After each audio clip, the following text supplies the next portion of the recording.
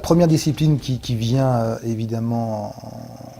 en tête, c'est le trial, où là déjà sur le trial, on a des machines électriques de trial pour les petits, notamment des machines O7 qui existent depuis quelques années et qui répondent totalement à l'attente de nos motoclubs et de nos structures, puisque c'est l'occasion pour des jeunes pilotes de pouvoir s'essayer sur une machine électrique. Ça n'est pas un jouet, c'est vraiment une vraie machine de trial, de découverte de trial, et aujourd'hui c'est sans doute la machine qui répond le plus à notre attente et qui permet d'introduire la machine électrique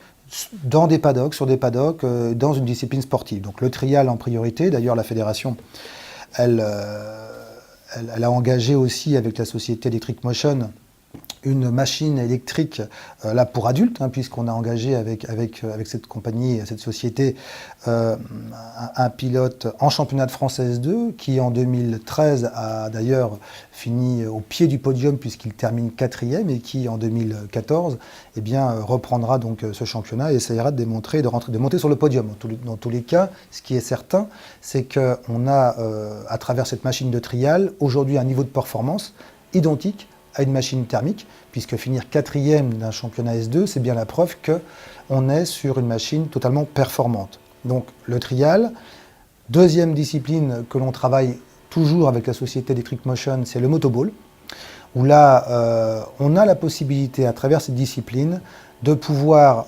imposer, entre guillemets, rapidement la machine électrique et d'avoir, pour la première fois, des compétitions exclusivement réservées à des machines électriques. Donc,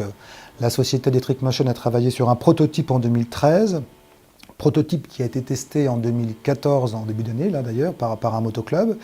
qui répond parfaitement à notre attente pour une catégorie senior. Donc là, aujourd'hui, on est en train de finaliser avec des motoclubs l'achat et l'accompagnement financier pour ce type de machine et faire en sorte que dès 2014, il y ait plusieurs machines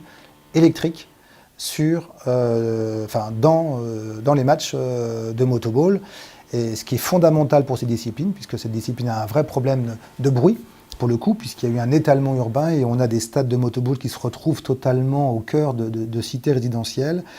Et donc aujourd'hui, il est vital de développer ce projet parce qu'on est persuadé que si on ne réduit pas nos émissions sonores, et là pour le coup, la machine électrique répond parfaitement à cette demande, eh bien, on risque de voir disparaître quelques clubs de motoball d'ici les prochaines années, ce qui viendra mettre en péril l'activité même du motoball, puisqu'on est aujourd'hui en France autour d'une vingtaine de clubs de motoball. Donc si on en perd 3 ou 4, eh bien, ça viendra poser des soucis sur l'équilibre des championnats et donc, à moyen terme, de cette discipline en France.